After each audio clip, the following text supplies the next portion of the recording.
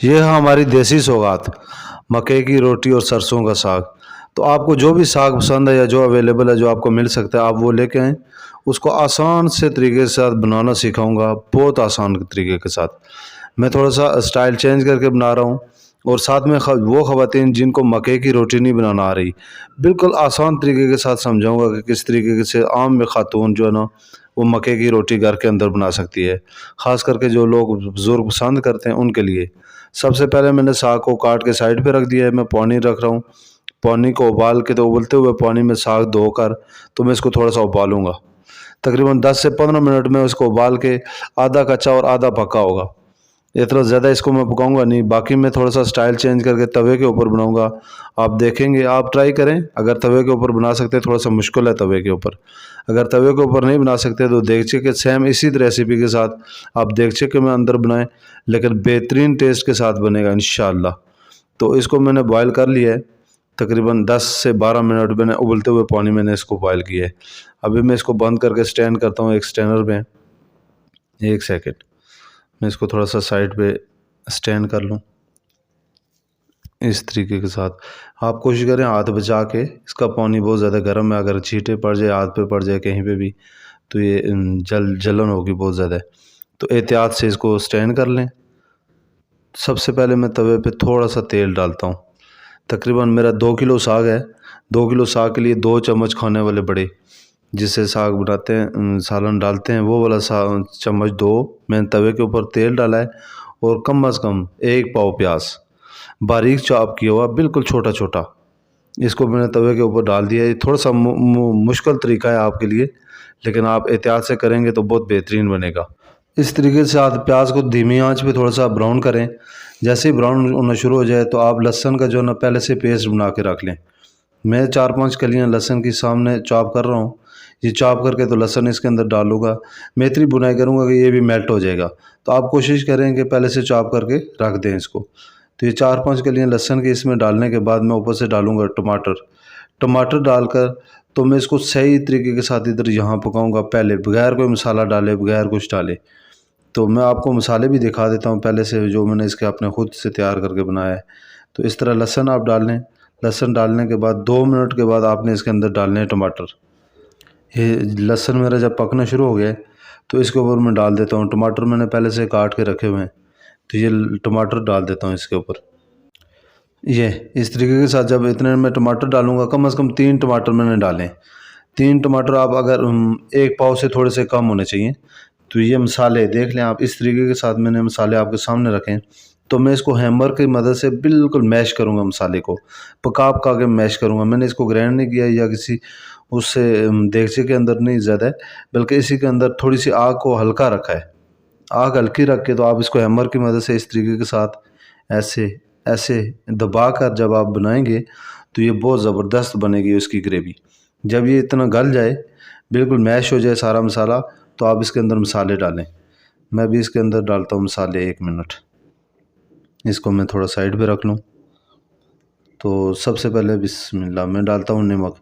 2 kilo, ये याद रखें कि मैंने तौल के लिया है। 2 किलो उस साग के अंदर 1 चम्मच जो है ना नमक, 1 चम्मच गरम मसाला और आधा टेबल स्पून सुरख मिर्च, क्योंकि मैंने ग्रीन चिली डालनी है तो इसलिए आधा। 2 मेरी गोल मिर्चें और 3-4 दाने सब्ज़ इलायची है, ये इसके अंदर डालता हूँ। और इसके अंदर थोड़ी सी हल्दी, बल्कि आधा टीस्पून यानी समझ लें। और सफ़ेद ज़ीरा, साबुत सफ़ेद ज़ीरा मैंने डाला इसके अंदर। और ये मसाला है, तिक्का मसाला डाल दें या चाट मसाला, आपके पास जो भी मसाला है। और खुश्क मेथी है मेरे पास। ये मैंने खुद से मसाला तैयार करके सारे मसाले मिक्स जो ग्राइंड करता हूँ वो बनाए हुए हैं, वो डाला है। और साथ में मैंने सब्ज़ मिर्च डाली है। अब इस हैमर की मदद से तकरीबन मैं इसको 15 से 20 मिनट तक मज़ीद पकाऊंगा। जब इसका कलर इस तरीके के साथ चेंज होना शुरू हो जाएगा, तो समझ लें आपका मसाला तैयार हो गया है। अब जब इसका कलर चेंज हो जाएगा, तो उसके बाद मैं इसके ऊपर डालना है साग, जो मैंने पहले से ब्लांच करके रखा है। उसको तकरीबन मैं आधा घंटा और इसी तरीके के साथ पकाता रहूँगा। पकाने के बाद फिर उसको मैंने आधा घंटा दम देना है। तो 1 सेकंड में साग को यहाँ से इसको साइड पे कर लेता हूँ। तो साग डालता हूँ, बिस्मिल्लाह। ये साग को मैंने इसके अंदर डाला है। डालने के बाद मैंने चम्मच से इसको पहले कोशिश की है कि मिक्स हो जाए सारा। चम्मच के साथ मिक्स करने के बाद मैं हैमर से इसको जो है ना थोड़ा सा दबाऊंगा। अभी इसको बिस्मिल्लाह इस तरीके के साथ, ये पूरी कोशिश, जिस तरीके से टकाटक नहीं बनाते, ये थोड़ा सा मुझे पसंद है इसलिए मैंने इसका स्टाइल चेंज किया हुआ है। तो आप अगर चाहें तो आप देगचे में बनाएं, उस तवे के ऊपर थोड़ा सा मुश्किल है, तो आप देगचे में बनाएं तो उसकी मिक्सिंग सही होगी और बुनाई भी सही होगी। लेकिन मैं अल्हम्दुलिल्लाह तवे के ऊपर भी ऐसी बुनाई करूँगा कि आप देखेंगे तो मज़ा आएगा। और ये मेरी पसंदीदा डिश है, मैं अपनी पसंदीदा डिश को थोड़ा सा मेहनत के साथ बना रहा हूँ। हमेशा इंसान को जो चीज़ पसंद होती है उसके ऊपर मेहनत भी ज़्यादा करता है। माशाल्लाह, अभी लुक थोड़ी सी आप चेक कर लें। तकरीबन मैं इसको आधा घंटा इस तरीके के साथ इसी हीट पे पकाऊंगा। उसके बाद मैंने इसको दे देना है दम। दम चलेगा कम से कम 15 मिनट। इतनी देर में मैं आटा लेता हूँ। मकई का आटा 2 कप, 2 कप के लिए मैं 3-4 रोटियां बनानी है। ये अब इसके अंदर मैंने 1 चुटकी नमक डाला है, बाकी मैंने कोई चीज़ नहीं डाली, ना गंदम का आटा, ना बेसन, ना मैदा, कोई और चीज़ नहीं डाली, सिर्फ मकई का आटा है। और यहाँ पे थोड़ा थोड़ा पानी करके मिक्स करूँगा। ये आप चाहें तो एक पेड़े का भी बना सकते हैं, पहले से इसको बना के रखने की कोई ज़रूरत नहीं है। आप उसी टाइम बनाएं, उसी टाइम पकाएं, इसमें रखना या स्टे करने का कोई इशू नहीं है। आप रख दें तो भी कोई मसला नहीं है, ना रखें तो भी कोई मसला नहीं है।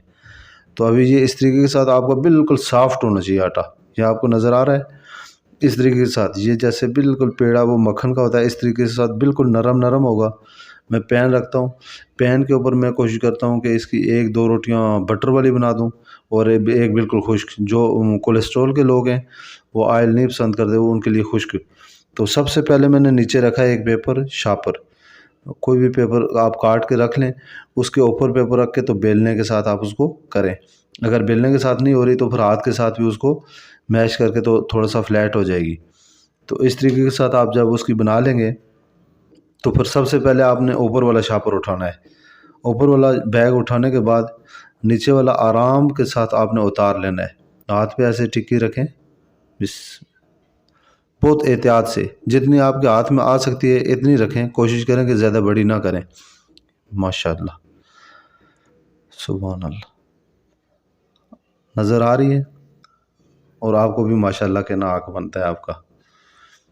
और इसकी मोटाई देखें, मैंने इतनी बहुत ज़्यादा मोटी नहीं रखी। अभी मैं आपको दूसरी बना के दिखाता हूँ, एक बटर वाली बनाता हूँ और एक सैंपल।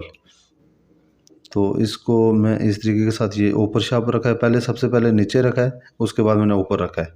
तो ये हाथ के साथ, अगर बेलने के साथ नहीं अगर हो रही तो फिर हाथ के साथ उसको ऐसे दबाएंगे और जहाँ से साइडों से बाहर हो जाती है उसको दबा के तो बिल्कुल गोल कर लें। तो और हीट इसकी बहुत कम रखनी है। ये याद रखें कि इसको रोटी बनने में टाइम ज़्यादा लगता है, लेकिन आपने बहुत स्लो हीट पे रखना है। अगर तेज़ हीट पे रखेंगे तो ये बाहर से जल जाएगी और अंदर से कच्ची होगी, तो आपसे खाई नहीं जाएगी। तो इसकी मैं आपको मोटाई चेक कराता हूँ। ये इस तरीके के साथ मैं बाद में पका के भी थोड़ा सा आपको दिखा दूँगा। तो ये देख लें, जितनी गंदम की रोटी है माशाल्लाह उसी साइज़ की है। लेकिन अगर आपके हाथ पे छोटा साइज़ आता है, आप पेड़ा छोटा करके तो छोटी रोटी रखें। जी, इसको हल्की आंच पे जब पकाएंगे तो ये इस तरीके के साथ इसकी तकरीबन अंदर तक सारी पकनी चाहिए। कम से कम 7 से 8 मिनट लगेंगे दोनों साइडों पे पकने से। 8 मिनट से ज़्यादा भी हो सकते हैं, अगर ज़्यादा स्लो हो जाए हीट आपकी तो थोड़ी सी। अभी मैं दूसरी रोटी डाली है, अगर कहीं से आपसे टूट जाती है तो इस तरीके के साथ हाथ के साथ पहले कोशिश करें पानी लगाएं। पानी लगा के तो उसको फिल कर दें ताकि हाथ आपका ना जले। मैं बिस्मिल्लाह इसको चेक कर लेता हूँ साइड पे। बस ये देख लें आप, साग की सॉफ्टनेस चेक करें आप, नज़र आ रहा होगा कितना सॉफ्ट हो गया है। अभी मैं इसको मज़ीद 10 से 15 मिनट दम दूंगा, क्योंकि जब तक मेरी रोटियां बनती तो ये पकता भी रहेगा और ऐसे नरम भी हो जाएगा। तो अल्हम्दुलिल्लाह मेरी सारी रोटियां बन गई हैं, मैंने आटे की सारी बना ली हैं। अभी मैं आपको चेक कराता हूँ, इसकी करता हूँ हीट बंद और मैं रोटी की आपको 1 मिनट, ये मैं इसकी आपको चेक कराता हूँ मोटाई। ये देख लें, ये बिल्कुल बारीक है। अब इसका साइज़ चेक करें, बिल्कुल गंदम की रोटी जितनी इसकी मोटाई है। तो इसके ऊपर डालते हैं साग। मेरे पास पहले से कड़ी भी बनी हुई है, मैं भी वो भी शेयर करूँगा, लेकिन इसका जो ना आपको मैं असल चस्का दिखा दूँ कि मुझे ये क्यों ये चीज़ें पसंद है। असल जो ताकत वाली चीज़ है देसी, हर बंदा तो नहीं पसंद करता, लेकिन जो करते हैं वो सही दिली तौर पे करते हैं। तो अल्हम्दुलिल्लाह मेरा मकई की रोटी और सरसों का साग, इसके ऊपर अगर बटर और अचार की गुठली, उसका एक अपना ही मज़ा है। तो अभी थोड़ा सा मैं इसके ब्लू बैंड डाल दूँ, एक सेकंड। ये मुंह में पानी आ रहा है ना? अगर पानी आ रहा है तो इंशाल्लाह आप ट्राई करें। बहुत आसान रेसिपी है और घर में बनाएं, बुज़ुर्गों को दें, बच्चों को दें, और ये बहुत सेहतमंद है, बहुत मैदे के लिए बहुत अच्छी खुराक है। आप 1 मिनट में इसको इधर करके एक ज़ूम से मैं चेक करके देखता हूँ। बिस्मिल्लाहिर्रहमानिर्रहीम।